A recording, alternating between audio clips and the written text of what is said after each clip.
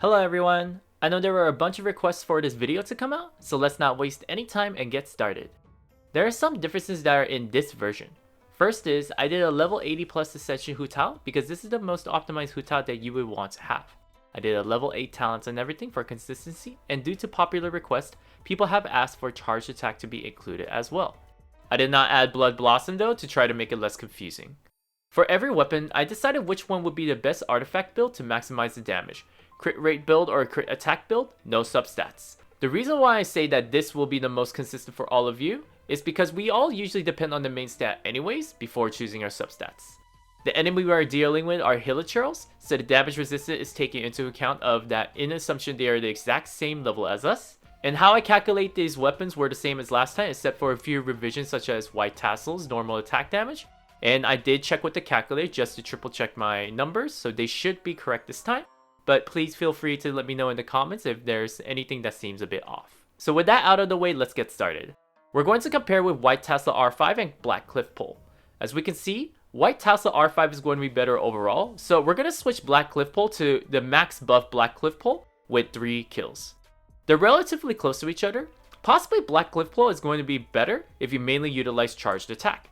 However, let's think about this realistically. Most of the enemies that are difficult to kill are usually ones that are by themselves or in Spiral Abyss, such as the 2 Geobishops on floor 12. Hence, I'm going to go switch this Blackcliff Pole with a 1 kill death instead, as 3 kill will be pretty difficult to achieve unless you're killing Hilichurls, which are the enemies you probably should worry about the least anyways. Now, Blackcliff Pole is still better in charged attack, however its auto attack and burst are significantly weaker than White Tassel. There's a constant discussion I hear on how you should be using Hu Tao based on charged attacks only or a mix of charged attack and auto attack. So it could go hand in hand on which one is better based on your opinion. But I am going to say White Tassel is better mainly because of practicality. Now what do I mean by that? Take a look at the crit attack and crit rate for both weapons. You want to be as close to a 2-to-1 ratio of crit damage to crit rate. One simple way to check on which artifact set is going to be better is to first add 100% to your crit attack to make sure you are including that normal attack and multiply that number with crit rate and try to get it as close to 2 as possible. Now if you do this, as you can see, White Tassel is going to be better. Now the other argument you might say is you can just make it up with substats. So what's the issue with that? But think about it like this. For Blackcliff, the stat you need the most is going to be crit rate. Hence, you want to be prioritizing on a stat that will be only boosted 25% at a time out of the 4 substats that will be boosted. In comparison to White Tassel, where you have more leeway on which stat to boost, as in either crit rate or crit damage, since that is closer to a 2-to-1 ratio anyways in its crits. So, instead of a 25% chance of getting the stat you want boosted, you have a 50% chance getting that stat that you want for your White Tassel. We're going to keep White Tassel on, and then we're going to take a look at the next one, which is, how does Royal Spear compare with White Tassel? When it has no hits, then it's obviously worse than White Tassel, so we're going to change it to 2 stacks. The reason why I specifically did that is because unfortunately my math knowledge isn't knowledgeable to figure out the best way to calculate this. If you do know, please link it to me and then I will study that as my homework. But the best way I thought about it is like this. Your crit rate is 36%, which means that 64% of the time you are going to be doing normal attack. And then you go on to stack 1. But the chance of you getting a crit after doing normal attack all depends on if you bypass the first crit rate on stack 0. Meaning it's going to be averaged out for sure with a majority of normal attack damage. So I'm just going to use the stats for a 2 stack. Taking a look at this, it's a very similar situation to Blackcliff Pole where its charged attack is better, but its burst and autos are worse than White Tassel. However, I'm going to go with Royal Spear is better because if you are utilizing charged attacks, Royal Spear is going to do more damage overall. And more importantly, it has a lot more potential room to grow based on artifacts because it can benefit from either crit rate or crit damage just like White Tassel. Unfortunately, this is only if I'm saying it's a consistent result with a 2-stack Royal Spear. I do not know how I can calculate this on how good it is, and there are mixed opinions saying Royal Spear is bad because of its inconsistency. So for simplicity's sake, I'm still going to compare White Tassel with the next one, which is Lithic Spear. For Lithic Spear, since having one character is not that great for a boost, you will want to use more leeway people in your party. One example that I have heard was a good team composition was Hu Tao, Xingqiu, Xiangling, and Zhongli. I don't know if this is true, but let's assume this is what you used. Your average DPS overall is going to be better other than auto attack. Even a 3-character leeway team would be better than White Tassel due to the higher charged attack and relative close auto attack and burst. Hence, if I were to rank the best spears, it would be Lithic Spear, White Tassel, and then Blackcliff Pole. The reason why I didn't say Royal Spear is I'm not really sure where it stands in this tier list, but I can confidently say it will be better than Blackcliff. Now, remember, I'm also taking into account the potential substats you could gain. That's why Blackcliff Pole is on the bottom because of my prior explanation. But it's still possible you could only get crit rate the whole time, which could put Blackcliff the best out of the ones I talked about. Once again, this is just based on my opinion, and honestly, I don't have a Hu Tao, so I honestly can't even verify this myself. Some of you might have noticed that I have not included other spears, and that is because they were just not as good as the spears I've just mentioned, other than the two we are going to compare, which are Deathmatch and Dragon's Bane.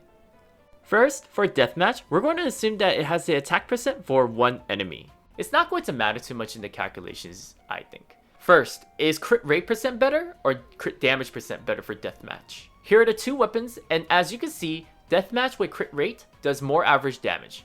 If you multiply them out, you get 137% versus 104.8% multipliers. So, Deathmatch crit rate wins. Now, let's compare it to Dragon's Bane. If you look at the damage, we can see that Deathmatch is significantly better. But the thing is, this is not the right stats that we want to be looking at. And Dragon's Bane has higher elemental mastery, so we want to be looking at the vaporized damage. So we're going to take a look at how that's going to play a role. Now, I feel like people who are saying Dragon's Bane is good is because we only really look at the big numbers and say this is good. But the thing is, we should try to be looking at it objectively with averages, just like how we do with each of the attacks. The video is already pretty long, and I feel like you're all here more for the end results, so here you go.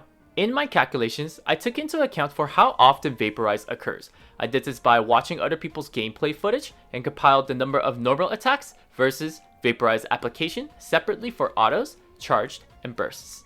For the Vaporize multiplier, since it's pretty hard to gauge when you're going to be doing either one, I averaged out Vaporize for autos and charged, but it's much easier to do with burst, so I left the double multiplier on burst.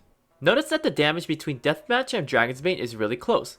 But burst and charged attacks have a significant difference. This is because Deathmatch does more damage in autos than Dragon's Bane, and this is taking into account of how many times Vaporize occurs versus normal attack occurs, and Dragon's Bane normal attack is really bad. However, Dragon's Bane charge attack and burst are better as the end lag of bursts is enough time to cause another Vaporize if you already caused it, and for charge attack, if you pause momentarily, you will consistently do Vaporize damage since its end lag is long enough for another Vaporize to occur. Now the thing is, this is mainly taken into account if you're always applying the wet status all the time. However, we must take into account how often you're going to be applying that wet status. So, in the example that I'm going to be using, we're going to have a Xingqiu with a Sacrificial Sword. We're going to consider the cooldowns of his elemental skill and his elemental burst, the amount of energy recharge from the same elemental orbs from his skill, and the differing elemental orbs from Hu Tao, and then your numbers will look more close like this.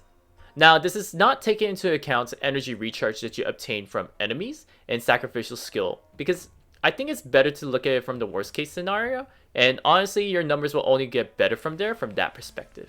Now, the thing is, some of you might not have sacrificial, so we're going to be using this data that follows when you don't have a sacrificial sword. Now, as you can see, the longer you need to wait for wet to be applied, the power gap between Dragon's Bane and Deathmatch gets closer.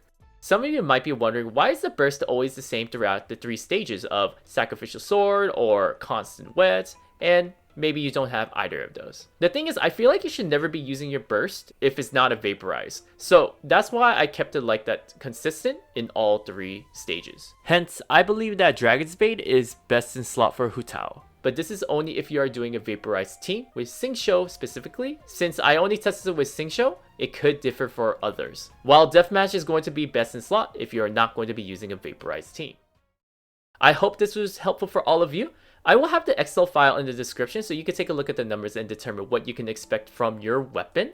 Let me know in the comments of what video I should do next. I am planning on doing an artifact set analysis for Hu Tao, but it would be nice to get an idea of what you all want. And with that, I will see you all in the next video.